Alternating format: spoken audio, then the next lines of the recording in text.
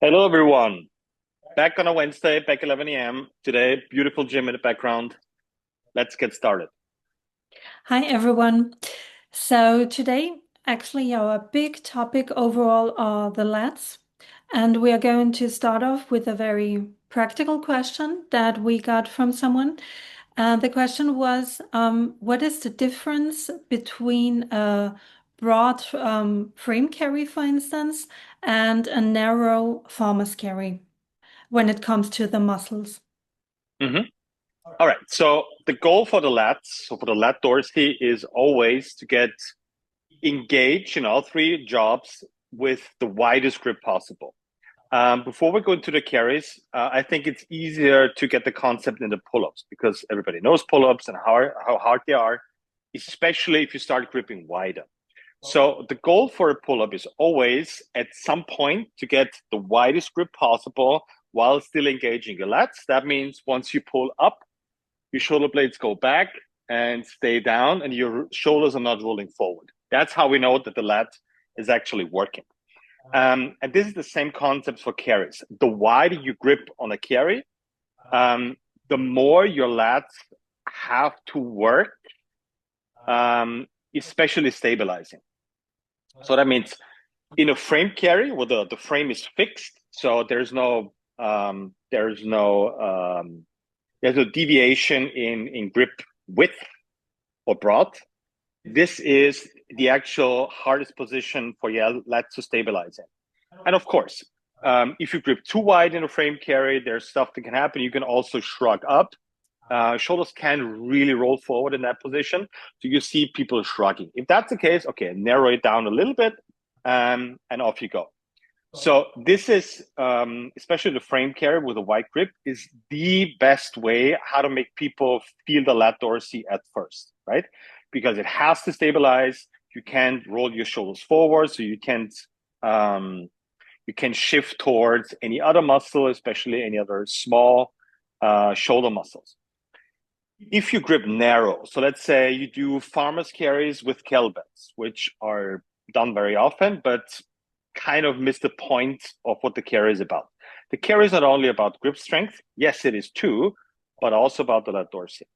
The issue with holding it narrow, like hip width, with the kettlebells, you can rest the kettlebells on your thighs and literally just walk with the kettlebells without ever needing your lat dorsal to work, which will be beneficial for your grip for sure, but not for the lat dorsal. So the best bang for your buck is get your grip strength going while engaging your lat dorsal, and that's what we're using the frame carry so much. If you don't have a frame, don't worry. Most gyms have either at least kettlebells or farmer handles. Just make sure there's a little bit of a thigh gap, but on the other side, not the fitness influencer thigh gap in the middle, but we're actually talking about the thigh gap on the outside. So don't rest either the equipment or your hands on the outside of your thighs. You don't have to hold it wide out, but just make sure you're just not resting on your thighs. So you can use whatever kettlebells, even dumbbells work, or farmer handles for sure. And what So would you recommend weight-wise? Kind of like as a rule of thumb to like shoot for, I don't know, 20 meters, 40 meters, or 60 meters. Where would you put like your recommendation there? yes, so after studying this for 27 years and reading 1,423 studies, go as fucking heavy as you can for 20 meters and don't think about the weight too much. The only measurement is okay, can you get it off the ground? That means keeping your knees over your ankles, getting the weight up, whether that's the frame, whether that's the farmer handles, or whether that's the kettlebells. Once you can get it up using your hips actually. Try to go for 20, max 40 meters and go as heavy as possible. Good point. What is as heavy as possible? If your goal is 40 meters and you make 40 meters, it's not heavy. Heavy is if you start struggling with either grip or your hips, so you start wobbling or walking like a penguin, that's fine. At the 30, 35 meter mark, if you're starting to struggle 5 meters before you actually reach the goal line, that's heavy. Making a set and putting the weight down, or even worse, saying the words out loud before putting the kettlebells or the weight down of, ooh, this was exhausting. This is not heavy weight, right? I'd love for your grip to give up like 2 meters before the 40-meter line or 2 meters before the 20-meter line. That's how you know that the weight was actual heavy. Again, you don't have to be concerned about safety issues as long as you can get it up in the way we want to do it, with a neutral hip and your knees over your ankles. You're good to go. Nothing can happen unless you get really stupid and crazy. All right. So pick it up, small steps, and go as heavy as you can for 20, 40 meters. In the beginning, of course, the pickup will be the more challenging stuff than the actual walking, right? So that's fine. So in the beginning, get the weight up and maybe go 40, maybe even for beginners, like 60 meters, right? But as you get stronger, try to reduce the weight and go 40 meters. And now to kind of like keep that idea spinning, if we imagine that's now like more of a question for coaches watching this. What conclusions can you draw from when you observe people doing carries like this? Were they kind of like, is there an option to say, okay, I see you struggling with A, this means that job A, B, or C is lacking? I'm hesitating to answer this question because I think, yes, there's some stuff. Okay, let's keep it simple. First thing I would look at is, okay, why can't you bring that, whatever it is, sandbag for a sandbag carry, or frame for a frame carry, or farmer handles for a farmer carry? Why can't you not bring that up to your starting position? That means with the standard leg, so you can start walking. With the sandbag, it's fascinating because a lot of people can carry 100 kilos to 20 meters, but they can't pick it up off the floor, right? So they put the sandbag on the bench and start from there. How can I phrase this nicely? If you're telling your friends you're doing functional training and doing this is not functional training.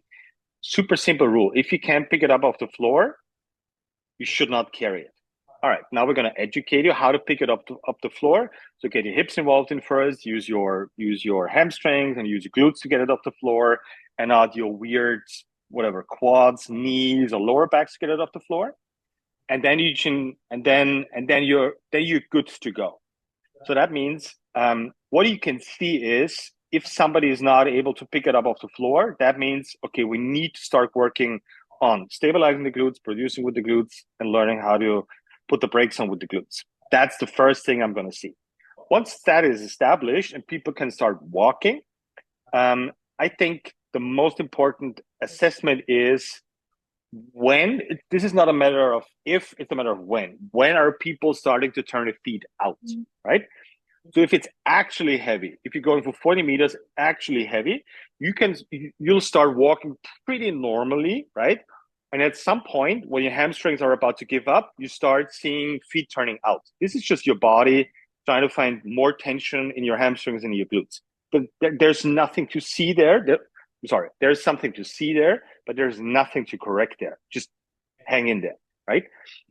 So the fun part is, and this is actually a great measurement tool if the hamstring and the glutes are going to start working, is, okay, at the same weight as last week, are you going to start turning the feet out later? That's all we want to see. There's nothing to correct here. There's no foot exercise you have to do. There's no strengthening of your ankles. There's no strengthening of your knees necessary. Just keep doing the stuff and just observe what's happening. And if you can carry 100 kilos to 20 meters on a sandbag carry, great. You can pick it up. You can carry it for 20 meters. Nice. Okay. Next step, 105, 110, whatever it is, and then see how far your hamstring and your glutes are gonna take you. So these are the two things. First one, you can't pick it off the floor. All right, we need to work on glutes through chainsaw rope pulls, through sandbag box squat, etc. Your feet are starting to turn out. There's no assistance work that you need to do. There's just, okay, do more variations of carries. Just get your glutes and your hamstrings let your glutes and hamstrings learn how to stabilize while walking, and of course, while being loaded, carrying some heavy shit around. Mhm. And in general, that's kind of like the second part of our call today. I would like you to approach the topic of the lats, plural, as you use it in a book, and I would love for you to kind of like touch that topic for the listeners, why you speak of the lats, plural. Okay. So whenever I talk about the lats, I mean two big muscles. One is the lat dorsi, and the other one is the teres major, right? Um, from a training perspective, not from an anatomical perspective, from my training perspective, it's miscategorized. And those two are like, I see them as counterparts. So that's why I call both of them the lats. So whenever I say the lats, I mean the lat dorsi and the teres major. The only difference is depending on your shoulder blade position. So we've talked about the shoulder before. That means your shoulder blades can go out. So like protracting the shoulder blades, getting them in, retracting the shoulder blades. Retracting is obviously more lat dorsi, and protracting is more teres major. So depending on that shoulder position, that bone position, and depending on the tension you need from a big muscle, this is going to define which one of the two has to work obviously more. This is not isolation. This is who has to do more work than the other, right? And for me, they're miscategorized because in anatomy books, the teres major is in the rotator cuff, right? And without going into any super details here, but the teres major cannot be in the same category as the other rotator cuff muscles, because the teres major is the only muscle in there that attaches on the inside of your, I'm sorry, the outside of your shoulder blade and on the inside of your big arm bone, right?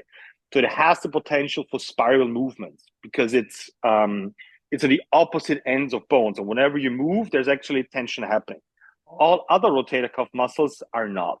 They're either attached on the inside of the shoulder blade and on the inside of something else, but not vice versa. So this is a very good telltale of the we're miscategorizing it. And that's why I would love to see, and that's how we teach it in training, is there's a lat major and there's a lat minor. The lat major is the lat dorsi, and the lat minor is the teres major. All right. Forget words, forget semantics, doesn't matter. The only thing we have to know is we need both parts of the lats for either protracting shoulder blades or retracting shoulder blades equals shoulder health and fucking strong shoulders. What are your go-to recommendations for anyone now listening who's like, okay, you got me convinced, I want to work on my lats? This sounds so stupid because I'm always saying the same things. The cool thing is all the carries are gonna work both if you do them consistently. Because what is a frame carry? A frame carry is your shoulder blades are gonna be in between protracted, so out, and retracted in. No one's carrying heavy weight fully retracted nor fully protracted. So it's the perfect position to be in for your shoulder blades to learn to give the most tension to both, to the teres major and to the lat dorsi. The sandbag, for example, is obviously because you're going to carry it either like this or here, so either front leg carry or a bear hug carry. This is going to put you more in a protracted shoulder blade position. So you'll need the teres major more for stabilizing. So as long as you cycle through all those kind of carries, you'll get the most important job to the lat, which is obviously stabilizing and stabilizing. Let's keep it there. Is stabilizing. You get the best of both worlds without thinking about it too much. The next step I would add is, and we'll have it in the sexy shoulder template, are Chinese rows, right? So you're laying on the bench, the weight's below you, you pull it up. So you have the full stretch at the bottom. That means full protraction at the bottom. And once you pull up, you can work your shoulder full range, going from shoulder blades outside to shoulder blades inside. So you're going to teach your teres major to stabilize at the bottom, and your lat dorsi to actually pull up once you bring the weight up, right? We'll do rope pull variations, whether that's the over the yoke rope pull or the normal rope pull, for just exactly this. Like once you pull, so your shoulder is going to be fully out, and you're going to pull fully in. So that's the same concept as for the Chinese rows. Your shoulder needs a lot of movement under tension, not just movement, not just arm circles or band stuff. Mm. It actually needs a lot of tension going from one extreme of the shoulder blades towards the other extreme of the shoulder blades. So if you do those three, that means all sorts of carries, Chinese rows, and over the yoke row pulls, which is simply normal row pulls. And you start practicing the positions. That means actually thinking about where your shoulder blades are going, keeping your shoulder blades down, which muscles to use. This is going to be enough for a long, long time to actually get your lats going. And I see a lot of people talking about their lats being engaged, but all you see is like the top part. That means up to here is fully developed. But actually, your lats go all the way down to your hips. So this is the part that's missing the most for most people. And the exercises I just mentioned and the knowledge I've just mentioned are going to help you engage it fully. Why is this so important? Because you need your lats to also stabilize your pelvis, your hips. Why? Because it's attached there, and you're going to need it to keep a neutral hip. So this is why the lats are so important. Of course, for your shoulder first, but also for your hips, pelvis as well. Am I mistaken if I think that it is easier in a way to target that upper part of the lat when doing movements as opposed to getting them to really feel them at their lower part? Yes, because I think, okay, why is this happening? Because we're putting exercises first and muscles second. So that means if I show up at a gym and I say, okay, I want to work on my lats or whatever, I say, okay, let's do dumbbell rows, Yates rows, and those are great exercises, right? But in my world, we have to change the perspective on, okay, not rows are for lats, but lats are for rows. That means just because you're doing dumbbell rows, or even if you just do my quote unquote Chinese rows, this doesn't mean your lat's going to fully work. No, no, no, no. If you want to change your lat behavior, you need three things. You need a little bit of knowledge, the stuff that we talked about today. You need a lot of action. Those are exercises. And you need a reward, because otherwise you're not going to repeat it. That means you have to know and feel and realize and see that your lat is actually starting to working all the way down to your hips and all the way literally up to your big arm bone. So that's the three things we need to keep people training and moving. And this is why I say the lats are for rows and not the other way around. So it's pointless. And that's why we see upper backs hugely developed. Because if you do a lat exercise, a dumbbell row, but you're doing it like this all the time, guess what? The muscles you're using are the muscles that are growing. So if you do this, that means your upper back is going to develop. But what you should be actually doing is pull all the way down to your hips, get your chest up, and more importantly, try to get your shoulder blades together. And this is why we see overdeveloped upper backs and all the issues that are related with this, and not the lat dorsal engagement that actually needed for shoulder health first and hip and lower body health second. That's all we got for today. Sweet. This is fun, guys. Keep it up. Bring on the questions. Love talking about it. We have a lot of stuff coming up. If you're interested in trying stuff out, which is the action part, it's just great. We have templates. They're for free. You can download it. We'll put it somewhere in this video or somewhere down here. I have no clue, but you'll be able to get those templates and just try it out. There's QR codes, there's videos, there's explanations to it. Give it a try and try to combine the three things you need for actual progress, which is some knowledge, a lot of action, and actually getting a reward for putting the work in. Love to talk to you guys, bring other questions, and see you next week.